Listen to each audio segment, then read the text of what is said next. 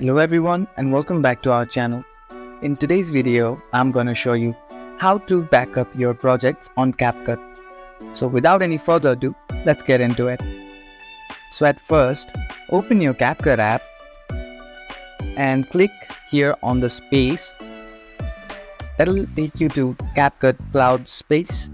Now click on editor space. Now here you can click on upload now to sync your projects to your CapCut Cloud space. Simply click on upload button. As you can see, it is backing up our projects. Now as you can see, one of our project is already backed up.